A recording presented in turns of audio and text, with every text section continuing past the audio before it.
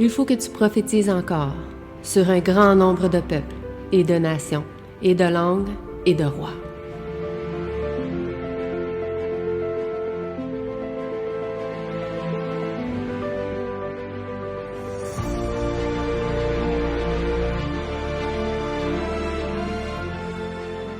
Donc, que la grâce et la paix du Seigneur vous soient accordées, soient parmi nous ce matin.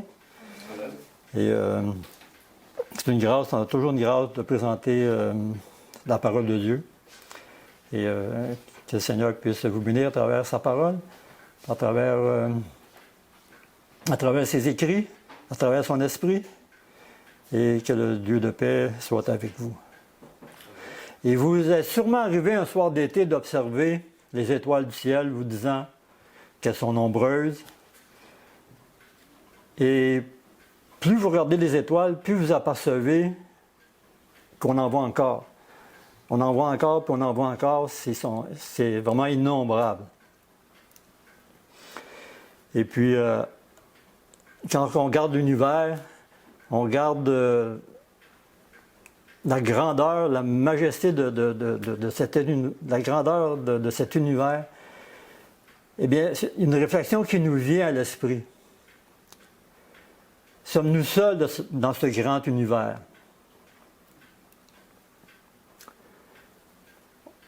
On est en train de regarder les étoiles et puis nous sommes seuls, mettons, à regarder les étoiles. Et puis, cette question-là nous vient à l'esprit.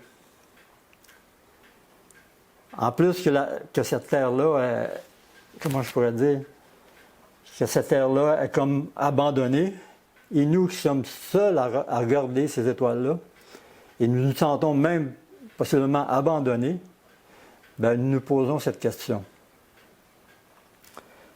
Quand je regarde les cieux, l'ouvrage de tes doigts, la lune et les étoiles que tu as formées, je dis, qu'est-ce que l'homme que tu te souviennes de lui et le Fils de l'homme que tu prennes garde à lui.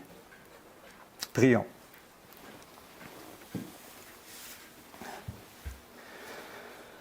Seigneur notre Dieu, on veut te dire merci. C'est bon. C'est bon? Oui. On veut te dire merci, Seigneur, pour ta grandeur, pour ton autorité, pour ta majesté. Et on veut te louer ce matin par nos chants, pour nos cantiques, par ta parole.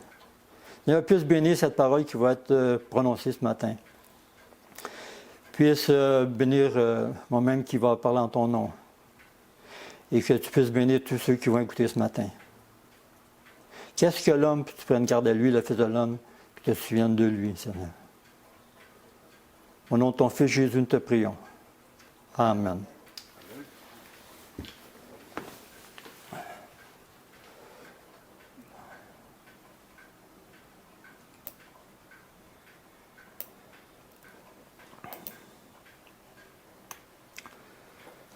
Éternel Dieu prit donc l'homme et le plaça dans le jardin d'Éden pour le cultiver et pour le garder.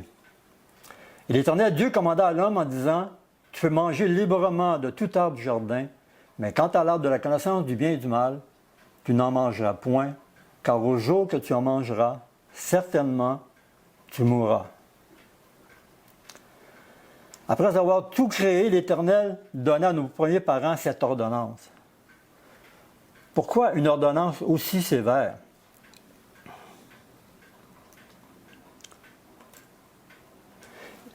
Lorsqu'Adam et Ève furent placés dans le paradis terrestre, il avait tout ce qu'ils désiraient pour être heureux. Mais selon ses desseins pleins de sagesse, le Très-Haut voulut mettre leur fidélité à l'épreuve avant qu'ils puissent être considérés comme définitivement hors de danger. Ils pourraient jouir de sa faveur, ils s'entretenaient avec lui et lui avec eux. Cependant, le Seigneur ne mit pas le mal hors de leur portée, et s'ils passaient cette épreuve avec succès, ils bénéficieraient en permanence de la faveur de Dieu et des anges du ciel. Donc, on voit ce qui est souligné ici, le mot définitivement hors de danger. Hors de danger de quoi? Que s'est-il passé pour qu'il ait un danger imminent?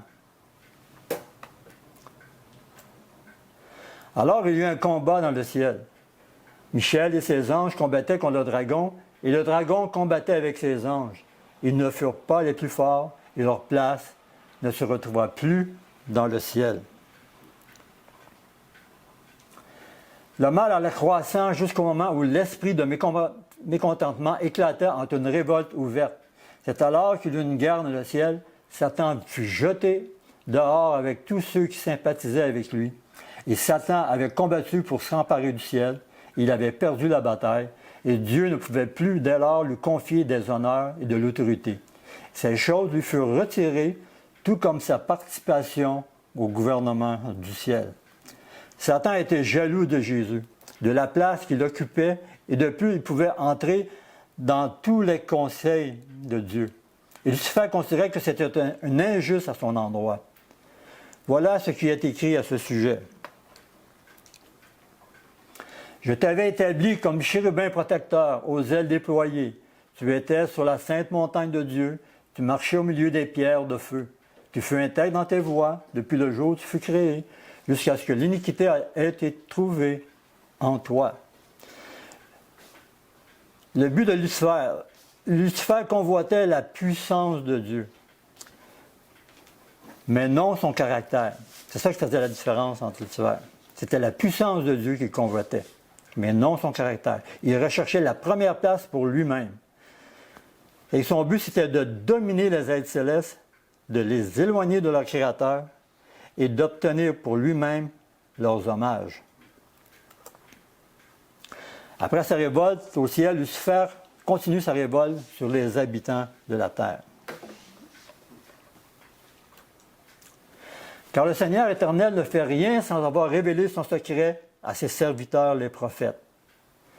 Dieu ne change pas. Il a averti ses enfants même avant l'entrée du péché sur la terre, car il nous aime. Dans ce cas-ci, ce sont les anges, ses serviteurs, qui les préviennent. Les anges mirent Adam et Ève en garde contre les pièges de Satan. Ses efforts pour vous faire tomber, leur dit-il, seront inlassables. Mais aussi longtemps que vous serez obéissants, le malin ne pourra vous faire aucun mal.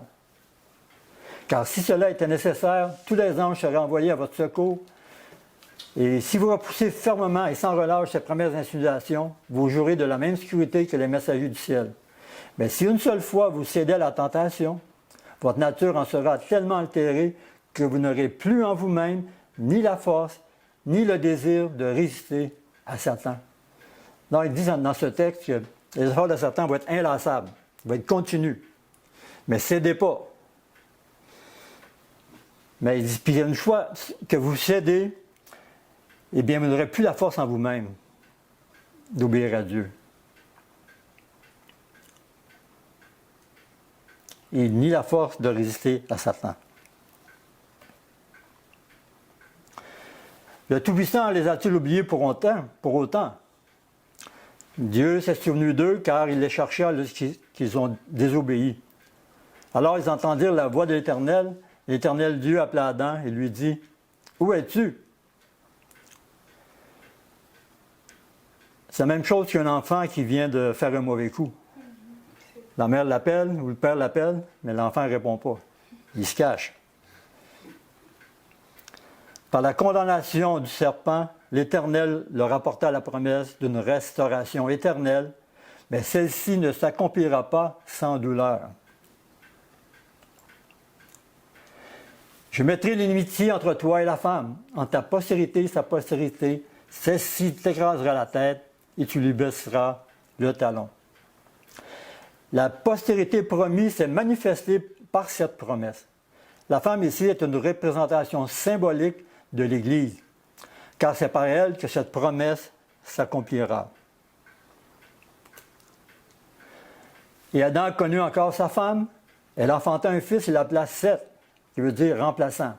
Car Dieu, dit-elle, m'a donné un autre fils au lieu d'Abel que Caïn a tué. Et son fils naquit aussi à Seth, il l'appela Enoch. Alors on commença à invoquer le nom de l'Éternel. Donc, à ce moment-là, il y avait deux clans. Les fils de Dieu, la postérité de l'Église, et les fils des hommes, la postérité du serpent. Mais Noé trouva grâce aux yeux de l'Éternel. Et Dieu s'est souvenu de sa postérité malgré la méchanceté des hommes. Noé, un homme juste, eut l'ordre de construire une arche. Il dit encore, béni soit l'Éternel, le Dieu de Sem. Dieu s'est souvenu de la postérité de Noé par l'obéissance de son fils Sem.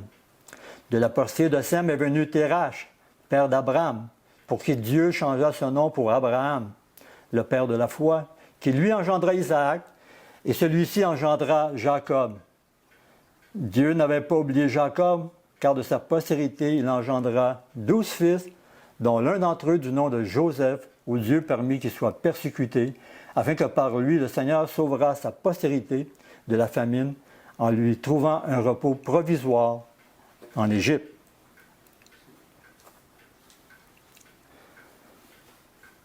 Joseph leur dit, « Mais Dieu m'a envoyé devant vous pour vous faire subsister sur la terre et vous faire vivre par une grande délivrance. » Cette délivrance n'était pas seulement une délivrance temporelle, mais aussi c'est l'annonce d'une délivrance éternelle. Dans les années qui suivirent, il s'éleva sur ce pays un nouveau roi qui accabla les enfants d'Israël de travaux pénibles. Dieu n'abandonna pas pour autant sa postérité, car d'elle sortira de la maison de Lévi un enfant du nom de Moïse. Et Dieu dit encore à Moïse, « Tu diras ainsi aux enfants d'Israël, l'Éternel, le Dieu de vos pères, le Dieu d'Abraham, le Dieu d'Isaac, le Dieu de Jacob, m'a envoyé vers vous. » Dieu a continué de prendre soin de son peuple par Moïse, comme une poule qui rassemble ses petits. Je ferai marcher les aveugles par un chemin qu'ils ne connaissent pas. Je les conduirai par des sentiers inconnus. Je changerai devant eux les ténèbres en lumière et les lieux montueux en plaine. Et je leur ferai cela et ne les abandonnerai point. Même malgré la désobéissance, l'Éternel n'a jamais abandonné son peuple. Par la main de Moïse, il leur donnait le sanctuaire, le plan du salut pour l'humanité. Il leur dit, « Ils me feront un sanctuaire et j'habiterai au milieu d'eux. » Mais qu'en est-il de cette promesse aux yeux du peuple? Malgré la promesse de Dieu, les murmures. Les gens, en général, on n'est jamais satisfait. On murmure toujours sur quelque chose. Le peuple murmura donc contre Dieu et contre Moïse en disant, « Pourquoi nous avez-vous fait monter hors d'Égypte? Pourquoi nous laisser mourir dans le désert, quand il ne trouve ni pain ni eau, et notre âme est dégoûtée de cette misérable nourriture? » Et Moïse, courageusement, leur reprochait leur ingratitude. Et seule la puissance de Dieu, leur dit-il, a pu vous protéger à travers cet immense et redoutable désert, plein de serpents brûlants et de scorpions, désert aride et sans eau. Parfois, nous murmurons sur notre sort et nous oublions tout ce que Dieu a fait pour nous et comment il nous a protégés sans même voir ce qui aurait pu nous terrasser. Il faut remercier Dieu pour toutes ces choses-là. Protégés par la puissance divine, les Hébreux n'ont pas vu les dangers innombrables qui les entouraient sans cesse. Aussi, dans leur ingratitude et leur incrédulité, ils croient une fois de plus aller au-devant de la mort. Et en conséquence, Dieu va précisément permettre à celle-ci de les atteindre. Les serpents venimeux qui infestaient le désert étaient appelés serpents brûlants, en raison des effets meurtriers produits par leurs morsures, que suivait une violente inflammation et une mort soudaine. Tout à coup, un grand nombre d'Israélites se virent poursuivis par ces serpents dangereux. La terreur, la confusion se répandirent à travers tout le camp. Dans presque chaque tente, il y avait des morts ou des mourants. Personne n'était épargné. Le silence de la nuit, même étant fréquemment troublé par les cris perçants de nouvelles victimes. Chacun était occupé à soigner des blessés ou à veiller avec une mortelle angoisse sur ceux qui n'étaient pas encore atteints. À ce moment-là, personne ne murmurait plus. Cependant, les tribulations du passé étaient sans comparaison avec les souffrances actuelles.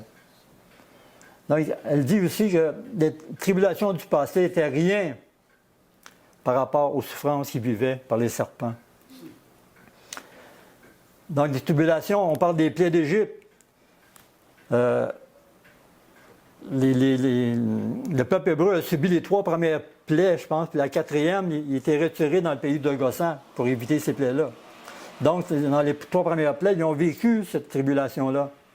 La poursuite en Égypte par Pharaon puis ses cavaliers, encore, c'est une grande angoisse. Donc, puis le désert, la manne, l'écaille, tout ça, c'était pas grand-chose par rapport à ces serpents qui venaient les attaquer pour tous les faire mourir. Et c'est pour ça que Dieu a demandé à Moïse d'élever un serpent d'airain sur une perche. Et tous ceux qui regardaient à cette perche, à ce serpent d'airain, étaient guéris.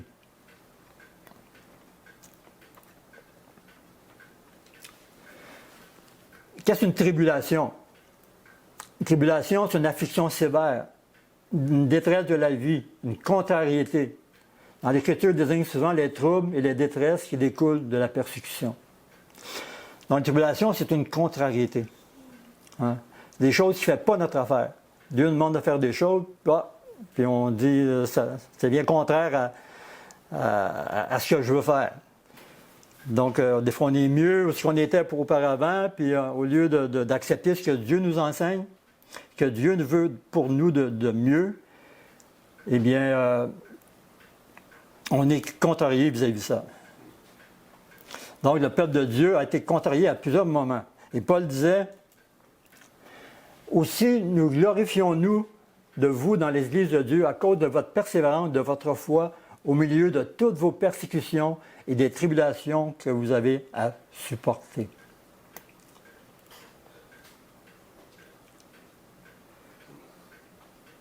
Donc, Paul il disait ici qu'il se glorifiait de l'attitude de l'Église, au milieu de toutes les persécutions qu'il subissait.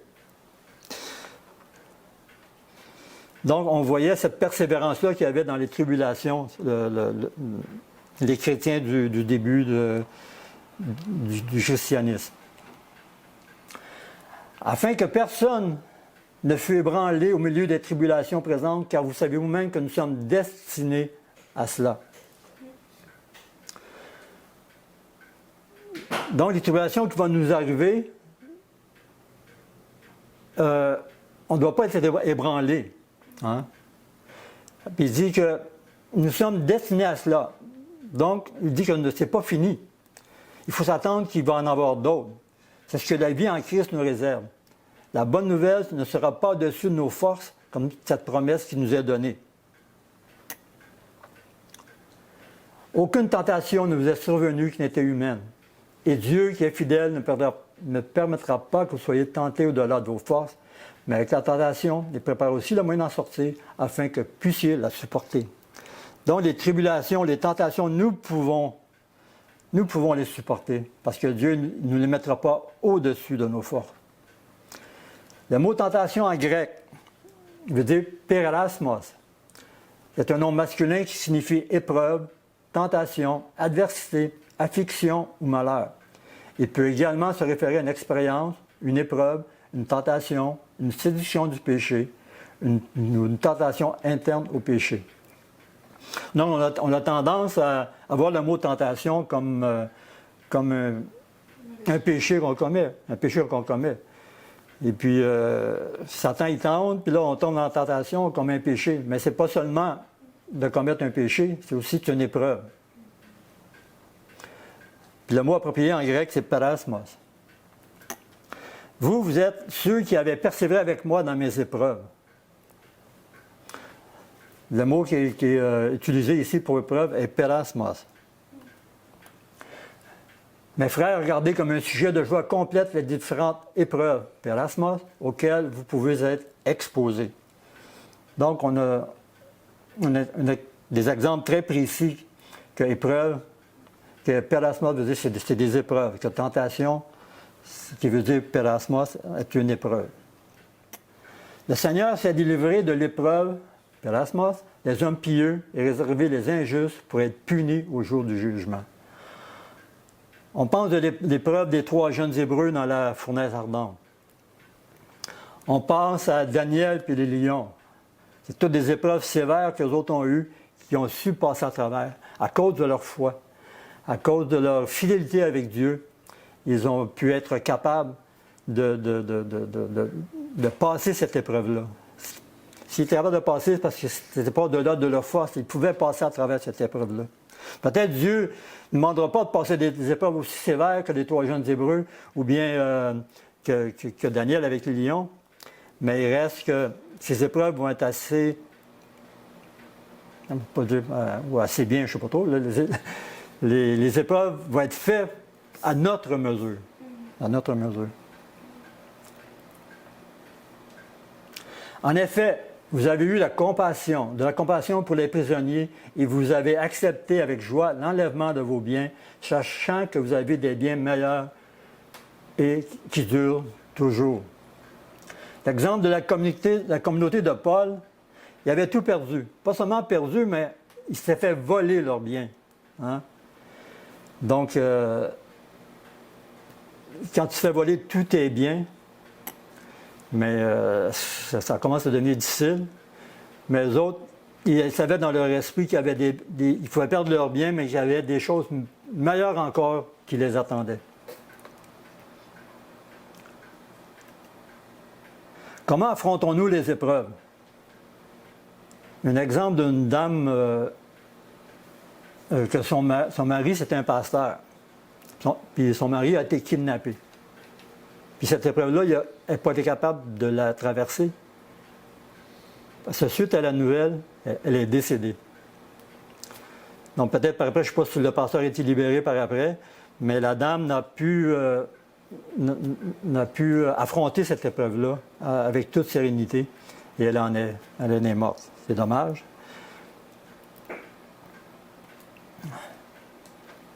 Aussi, je vous demande de ne pas perdre courage à cause de mes tribulations pour vous. Elles sont votre gloire.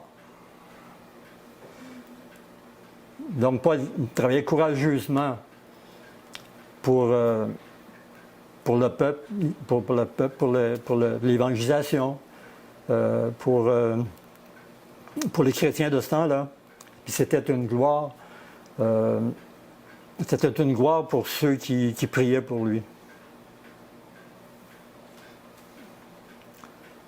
Donc, si on voit les persécutions que les pasteurs ou les gens subissent, mais pour nous, ça devait être une gloire d'accepter ces choses-là. Parce qu'on sait que Dieu est puissant. Dieu est tout-puissant, puis même si Satan il est puissant, mais Dieu est tout-puissant pour nous sauver des épreuves. Amen? Amen. Louez l'Éternel. Heureux l'homme qui craint l'Éternel, qui prend tout son plaisir en ses commandements. Il n'a pas à craindre de mauvaises nouvelles, son cœur est ferme, s'assurant en l'Éternel. Nous avons aussi une bonne nouvelle de la part de l'Éternel. L'homme spirituel fait attention dans la voie qu'il marche, car il craint l'Éternel et prend plaisir à ses commandements. Nous avons encore l'exemple de Daniel. Là-dessus, dans Daniel 2, verset 12, là-dessus, le roi s'est mis en colère et s'irrita violemment et ordonna qu'on fasse périr tous les sages de Babylone. Imaginez-vous l'angoisse que Daniel a eue en l'angoisse. Je ne pourrais pas dire qu'il était angoissé, là, mais que c'est quand même une nouvelle angoissante pour tous les sages, que si les sages ne pouvaient pas répondre à la révélation du rêve que Nebuchadnezzar avait fait, eh bien, tous les sages devraient périr. Donc, comment comprendre cette nouvelle-là? On sait que si on ne répond pas à l'attente du roi, mais on va périr. Donc, c'est une épreuve, c'est une tribulation. Mais on sait ce que Daniel a fait. Daniel a prié son Seigneur.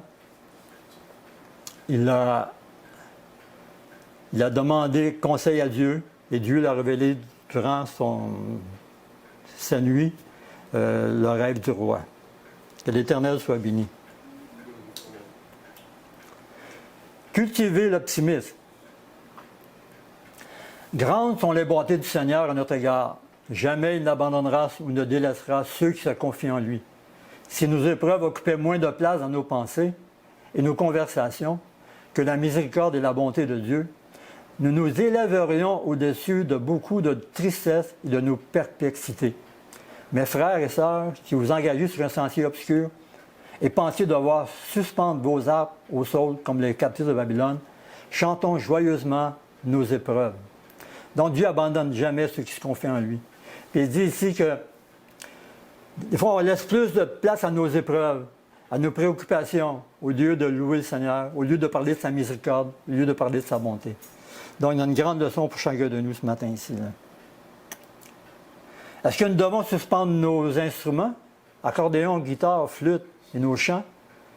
Regardons où Sir Watt a pris cette expression. Nous nous sommes assis près des fleuves de Babylone et là nous avons pleuré, nous souvenant de Sion. Nous avons suspendu nos harpes au sol de la contrée. Là, ceux qui nous avaient emmenés captifs nous demandaient des chants joyeux. Chantez-nous quelque chose des cantiques de Sion. Les autres ont répondu, comment chanterions-nous les cantiques de l'Éternel dans une terre étrangère? Et Dieu a répondu, si je t'oublie, Jérusalem, que ma droite t'oublie elle-même. Que ma langue s'attache à mon palais si je me souviens de toi. Si je ne fais de Jérusalem le principal sujet de ma joie. Le peuple, à ce moment-là, était déprimé. Il était sur la terre de Babylone. Il ne pouvait concevoir de se réjouir sur une terre étrangère. Mais par la promesse, Dieu les avait-il oubliés? Bien sûr que non. Vous allez me dire, comment chanter avec de si sombres perspectives, ployant sur le fardeau de la douleur et du deuil? Mais est-ce que nos douleurs nous ont privés de l'ami tout-puissant que nous avons en Jésus? Est-ce que l'amour merveilleux que Dieu a manifesté en donnant son cher Fils ne devrait-il pas être un thème inépuisable de louange? N'oublions pas d'ajouter des hymnes de reconnaissance aux requêtes que nous présentons au trône de la grâce. Celui qui m'offre au sacrifice des actions de grâce me glorifie. En Psaume 50, verset 23. Et aussi longtemps que notre Sauveur est vivant, nous avons des motifs de gratitude et de louange, peu importe nos épreuves. Bien des personnes font des efforts laborieux pour marcher dans les sentiers étroits de la sainteté. Mais souvent, la paix et le repos qu'elles pensaient trouver dans cette voie bénie ne leur semblent pas plus proches aujourd'hui que dans le passé. Elles cherchent loin de ce qui est tout près. Elles compliquent ce que Jésus a rendu simple. Car il est le chemin, la vérité et la vie. Et le plan du salut a été clairement révélé dans la parole de Dieu. Mais on recherche trop la sagesse du monde et l'on néglige celle du Christ. Les hommes qui auraient pu se reposer dans l'amour de Jésus ont douté et ont été troublés par beaucoup de choses. Nous sommes blessés et souillés par le péché. Que ferons-nous pour être guéris de cette lèpre? Dans le désert, quand le Seigneur permit au serpent venimeux de mordre les Israélites, il fut ordonné à Moïse de faire un serpent d'airain et de dire aux malades de le regarder pour sauver leur vie. Mais certains ne discernèrent pas l'efficacité de ce remède envoyé du ciel. Si vous êtes conscient de ce qui vous manque, ne perdez pas votre temps et vos forces à vous lamenter, mais regardez et vivez. Jésus est notre unique Sauveur. Continuez. Bien que des millions d'humains qui auraient besoin d'être guéris repoussent son offre de miséricorde, aucun de ceux qui se confient en lui ne sera laissé en péril. Satan vous répète que vous êtes faible et que vous ne pouvez pas vous améliorer vous-même.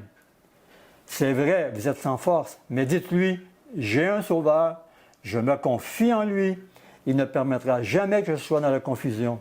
Je triompherai en son nom, il est ma justice et ma couronne de joie. Quelle parole d'encouragement la servante du Seigneur nous témoigne. Ayons confiance que le Seigneur ne nous abandonne pas. J'étais jeune, j'ai vieilli, et je n'ai point vu le juste abandonné. Les yeux de l'Éternel sont sur les justes et ses oreilles sont attentives à leurs cris. Père, je te rends grâce de ce que tu m'as exaucé. Pour moi, je savais que tu m'exauces toujours. Pourquoi son Père l'exauce toujours? Parce que les yeux sont sur les justes. Jésus avait dit ça lors de la résurrection de Lazare. Il Père, je te rends grâce que tu m'as exaucé, et pour moi, je sais que tu m'exauces toujours. C'est là qu'il dit à Lazare de sortir. Et à la 9e heure, Jésus cria d'une voix forte, Eloi, Eloi, lama sabachthani, ce qui signifie, mon Dieu, pourquoi m'as-tu abandonné? Pourtant, son Père n'est pas sourd. Et Jésus avait dit que son Père exauce toujours, que les justes ne sont jamais abandonnés, que le Père est attentif à leur cri. Pourquoi a-t-il dit, mon Dieu, pourquoi m'as-tu abandonné? Que s'est-il donc passé? Dans le psaume 22, versets 1 et 2, il dit, mon Dieu, pourquoi m'as-tu abandonné? Et t'éloignes-tu sans me secourir, sans écouter mes plaintes? Mon Dieu, je crie le jour et tu ne réponds pas, la nuit et je n'ai point de repos. Le psalmiste avait prédit ce jour où Jésus sera abandonné, où ses plaintes et ses cris ne seront point écoutés. Comment expliquer ce renversement radical? Mais ce sont vos crimes qui mettent une séparation entre vous et votre Dieu. Ce sont vos péchés qui vous cachent sa face. Il empêche de vous écouter. La Bible dit que ce sont nos crimes, nos péchés qui empêchent Dieu de nous écouter. Est-ce les crimes et les péchés de Jésus? Non, bien sûr, car la Bible répond, car nous n'avons pas un souverain sacrificateur qui ne puisse compatir à nos faiblesses. Au contraire, il a été tenté comme nous en toutes choses, sans commettre de péché. Et lui qui n'a point connu de péché, et dans la bouche duquel il ne s'est point trouvé de faute. Et non seulement il a été sans péché, il peut aussi compatir à nos faiblesses, à nos épreuves. Perasmos. Et à cause de nos transgressions, nous devions mourir, car le péché est la transgression de la loi. Donc, quand on regarde la loi des hommes, eh bien, lorsqu'on pêche contre la loi des hommes, lorsqu'en voiture nous passons sur le lumière rouge que nous faisons arrêter, automatiquement nous avons une condamnation. Cette condamnation, ça peut être un montant d'argent, et tout dépend de l'offense, mais ça peut aller jusqu'à la peine de mort. Si nous avons tué quelqu'un aux États-Unis, la peine de mort existe encore, je crois, et c'est la chaise électrique. Donc, toute loi, une loi signifie une condamnation. Loi, condamnation, ça va de pair. Donc, la Bible nous dit que le salaire du péché, c'est la mort, et qu'à cause de nos transgressions, nous devons mourir, car le péché est la transgression de la mort. Le péché, la transgression de la loi. Bon. C'est ça. Le péché est la transgression de la loi. Et que fait la loi? Elle condamne. Et seulement cela elle fait.